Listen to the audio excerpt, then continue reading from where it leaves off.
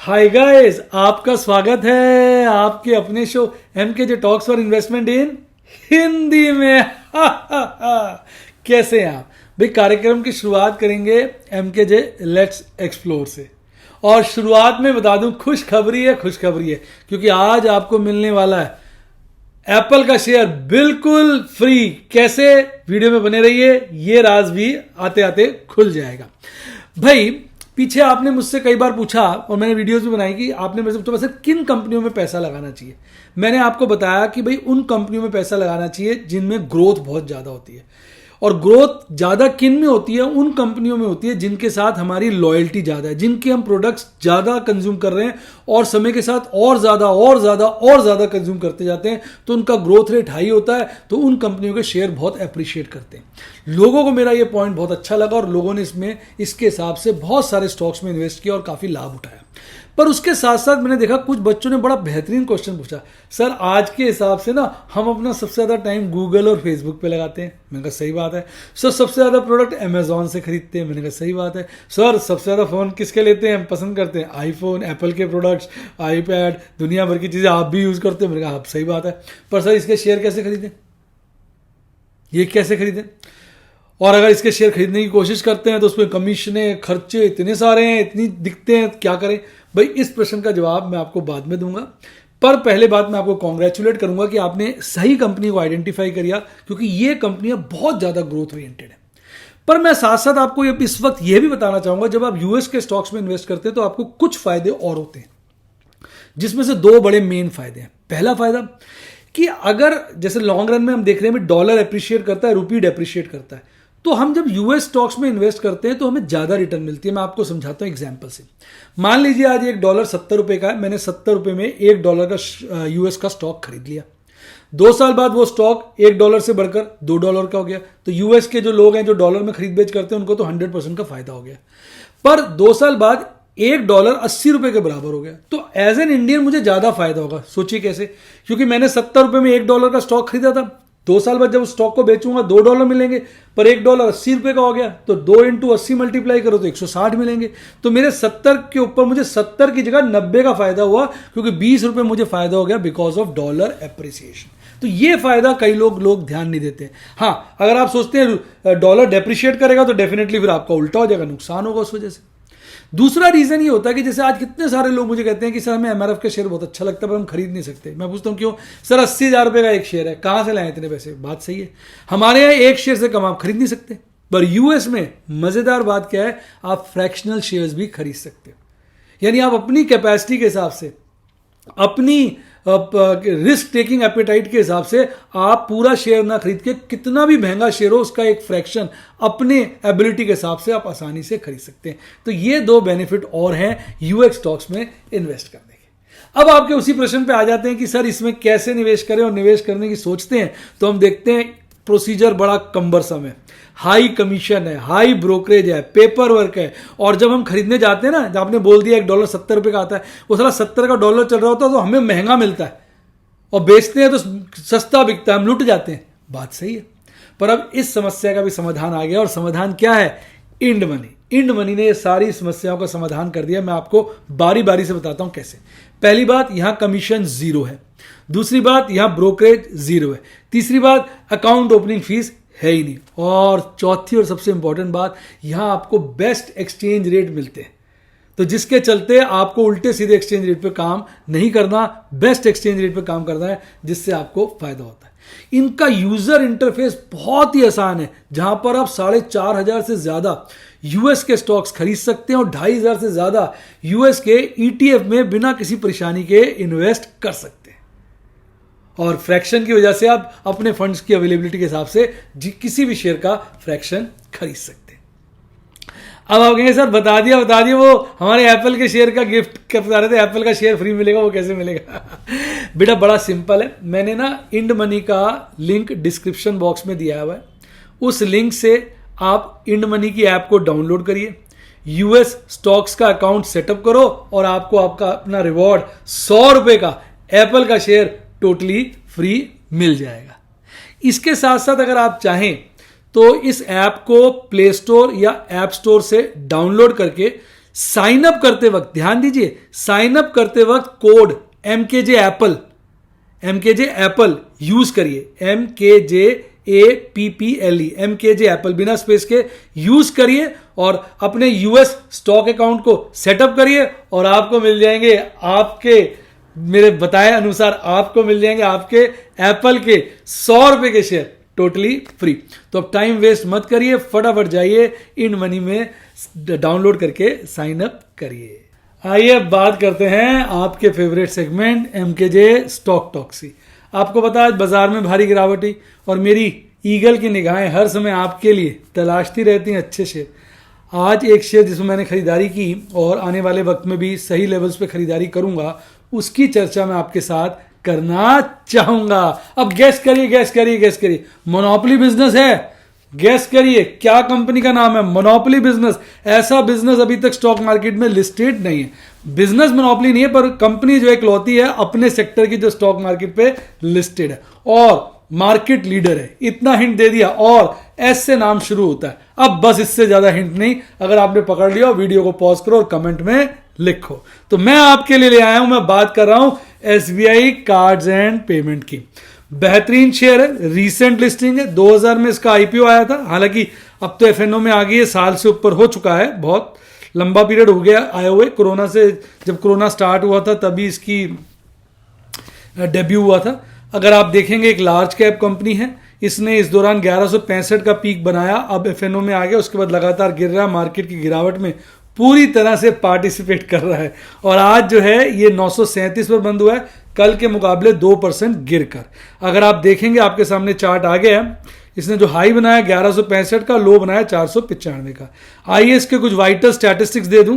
Company का जो market capitalisation है वो है 90,000 करोड़ से ज्यादा का, यानी एक लार्ज कैप कंपनी है। और इसका जो मैंने ईयरली हाई लो, ये जो मैंने आपको हाई लो बताया था ना इधर, ये लाइफ टाइम हाई लो था 495, कोविड के दौरान शुरू में बना लिया था। अगर आप ईयरली हाई लो देखेंगे तो लो जो है 695 का है। प्राइस अर्निंग रेशियो 87.1 का है, बुक वैल्यू 74.1 है और रोस और ROI काफी अच्छे हैं, 10% और 16-17% के लपेटे में। सबसे अच्छी बात जो देखने की है, जिसने मुझे अट्रैक्ट किया, वो ये है शेयर होल्डिंग पैटर्न। घूर के देखिए DIs ने अपनी कितनी ज्यादा शेयर होल्डिंग कर ली है, घूर के देखिए। और FIs ने भी अपनी होल्डिंग बढ़ाई है। और अगर आप देखेंगे दिसंबर 2020 में रिटेल की होल्डिंग थी 20%, जो गिर के अब सिर्फ 7.86 रह गई है। यानी रिटेल के हाथ से सारा माल निकल गया और तब DIs की होल्डिंग थी 3.9%, जो अब 3 गुना के आसपास हो गई है। और तब FIs की होल्डिंग थी 5.84%, जो 2.5 गुना से ज्यादा के आसपास हो गई है, दुगने से ज्यादा हो गई है। तो यानी इसमें वेस्टेड इंटरेस्ट, बड़े प्लेयर्स माल खरीद रहे हैं और छोटे प्लेयर्स टाटा बाय बाय करके बाहर निकल रहे हैं। तो ये बात आपको ध्यान देनी चाहिए। अब आ जाइए इसके चार्ट पर। देखिए अभी इसने एक बहुत अच्छा हाई बनाने के बाद जैसे ये बढ़ा यहां पर, फिर देखिए लगातार गिरा, फिर बढ़ा और अब एक बड़ी गिरावट दिखाई, यहां स्टेबल हुआ और लगातार गिर रहा है और अपने रीसेंट हाई से काफी लो आ चुका है। इसका जो 200 डेज EMA है उस वो 1029 का है, उससे बहुत नीचे आ गया है। तो इस वक्त ये लॉन्ग टर्म बियरिश हो गया। चार्ट जो कह रहे हैं लॉन्ग टर्म बियरिश बता रहे हैं। और अगर आप यहां पर देखेंगे ना, ये देखिए वॉल्यूम नीचे देखिए आप, बढ़ते हुए मतलब अच्छे वॉल्यूम के साथ गिर रहा है। तो जो कंजर्वेटिव इन्वेस्टर हैं वो अगर इसमें खरीदारी करना चाहते हैं, उनके रडार पे ये शेयर है, तो वो वेट कर सकते हैं जब हमारा प्राइस 200 डेज EMA के ऊपर, यानी ये जो येलो कलर की लाइन देख रहे हैं, ये वाली लाइन जो आगे तक जा रही है, 200 डेज EMA के ऊपर अपनी क्लोजिंग देगा डिसिसिवली 1 या 2 दिन, तब वो इसमें एंट्री ले सकते हैं। तब माना जाएगा ये लॉन्ग टर्म बुलिश हो गया। और जो निवेशक रिस्की हैं, एग्रेसिव हैं, वो अपने लेवल के हिसाब से जब मर्जी चाहे खरीदारी कर सकते हैं। अब इसके RSI को देखिए आप, इस वक्त RSI 23.91 पर आ गया, यानी पूरी तरह से ओवरसोल्ड जोन में आ चुका है। 20 तो कहते हैं एक्सट्रीम ओवरसोल्ड जोन है। ओवरसोल्ड जोन शुरू हो जाती है 30 के RSI से, 30 से काफी नीचे है, 25 से भी नीचे है, 24 से भी नीचे है, 20 के बिल्कुल नजदीक है। तो अच्छा खासा ओवरसोल्ड जोन में आ चुका है। और MACD चार्ट पे अभी भी लगातार वीक है, क्योंकि 2 दिन से आप देखिए यहाँ पे हिस्टोग्राम जो है लाल बन रहा है। तो मैंने आपके रिडार पे एक बढ़िया शेयर डाल दिया है। आप में से कितने लोगों के रिडार पे ये शेयर था और कौन लोग आप में से शेयर को पसंद करते हैं, फटाफट कमेंट में लिखिए, मैं भी तो देखूं आपको मेरे बताए शेयर्स में पहले से कितना इंटरेस्ट है। आइए अब बात करेंगे बाजार में हलचल और बात करेंगे देश की आन बान शान, आपकी मेरी जान, निफ्टी 50 की। निफ्टी 50 की अच्छी बात यह है कि अब 3 मंथ्स का रिटर्न भी बहुत रीजनेबल हो चुका है। 5 ईयर्स का रिटर्न ज्यादा है, 2 ईयर्स का रिटर्न ज्यादा है, 1 ईयर का रिटर्न भी अभी ज्यादा है। 1 ईयर का रिटर्न जो है 15% के लपेट में आ जाए तो रीजनेबल हो जाएगा। 6 मंथ का रिटर्न भी अभी ज्यादा है। 1 वीक, 1 मंथ और 3 मंथ का रीजनेबल हो चुका है, यानी चार्ट पैटर्न ये बता रहे हैं। तो इस वजह से अगर हम एवरेजेस को लेकर चले तो अभी बाजार एकदम तेजी से मूड में नहीं आना चाहिए, थोड़ा रुक के आना चाहिए। आज अगर आप देखेंगे बाजार ने गैप अप ओपनिंग की थी 17,055 पे, पिछली क्लोजिंग थी 17,026 पे। हालांकि हल्की सी गैप अप ओपनिंग की थी, उसके बाद गिर के ही आज का बॉटम शुरुआत दौर में, मतलब पैनिक सेलिंग दिखाकर बाजार को जो है शुरुआत दौर में ही 16,782 का लेवल टिका दिया। फिर बड़ी शार्प वी शेप रिकवरी आई, फिर बाजार ने थोड़ा ऊपर का ट्रेंड रखा और आखिरी क्षणों में फिर बाजार ढीला हुआ और अल्टीमेटली बीच के दौरान ही आखिर के क्षणों में ही 16,160 का पीक बनाकर वहां से लगभग 100 पॉइंट गिरकर 17,160 का पीक बनाकर वहां से लगभग 100 पॉइंट गिरकर 17,053 पे कल के मुकाबले 27 पॉइंट बढ़कर लगभग फ्लैट सी हरियाली में ओपनिंग देकर आपको टाटा बाय बाय करता हुआ निकल गया। अब अगर आप बात करेंगे बढ़ने वाले शेयरों में, तो आज कोई भी ऐसा शेयर नहीं था जिसने 3% से ज्यादा की बढ़त दिखाई हो। मात्र 2 ही शेयर्स थे, कोटक महिंद्रा, HCL टेक, जिन्होंने 2% से ज्यादा की बढ़त दिखाई। बाकी अगर देखेंगे टॉप जो 7 शेयर्स में बाकी के 5 शेयर्स हैं, HDFC life, TCS, Wipro, Bajaj finance, Titan company, सब ने 1 से 2% के बीच की तेजी दिखाई। गिरने वाले शेयरों में भी आज ऐसा कोई शेयर नहीं था जो 3% से ज्यादा गिरा हो। हालांकि क्लोजिंग 3% से ज्यादा गिरी थी, बीच में तो इनके कपड़े फट चुके थे। सबसे ज्यादा गिरावट बड़े दिनों के बाद BPCL, Sun Pharma, UPL, ONGC, Adani port, NTPC और IOC में देखने को मिली। तो ओवरऑल बाजार ने आज दोनों की तरफ संयम के साथ क्लोजिंग दिखाई है। अब अगर आप चार्ट पे देखेंगे, अच्छे खासे कंसोलिडेशन के बाजार लगातार, यहां देखेंगे शुरू में तो बाजार ने एम बनाया था, यहां पर कंसोलिडेट किया था, फिर उसके बाद 2 दिन बहुत ज्यादा गिरावट दिखाई। अब अगर आप आज की कैंडल ध्यान से देखेंगे, आज की कैंडल जो है उसकी ये जो बॉडी है ये छोटी है, देखिए आप, ये बॉडी छोटी है और ऊपर की और नीचे की विक लंबी है। इसको बोलते हैं इनडिसिसिव डोजी। जब दोनों तरफ लंबी विक और बीच की बॉडी छोटी है, इसका मतलब होता है बुल्स और बेयर्स दोनों दम लगाकर टक्कर से आंख में आंख डालकर लड़े हुए हैं, इसलिए बाजार समझ नहीं पा रहा बुल के साथ जाऊं या बेयर्स के साथ जाऊं। इसको हम इनडिसिसिव डोजी के नाम से भी पुकारते हैं। अब अगर आप देखेंगे इसके बाकी टेक्निकल एनालिसिस को, तो देखेंगे बहुत रीजनेबल लेवल्स पे RSI आ गया। रिसेंटली बहुत लो लेवल्स पे RSI आ गया। आपको खुद भी याद नहीं होगा आपने RSI को 31 कब देखा था। 30 क्रॉस करते ही ये ओवरसोल्ड जोन में आ जाएगा। 20 क्रॉस करता है तो एक्सट्रीम ओवरसोल्ड जोन कहा जाता है। MACD चार्ट पे भी देखेंगे लगातार 2 दिन से लाल हिस्टोग्राम बन रहा है, यानी बाजार में कमजोरी है। अभी कैंडलस्टिक चार्ट पे कहीं ऐसे संकेत नहीं है बाजार में कमजोरी खत्म हुई हो।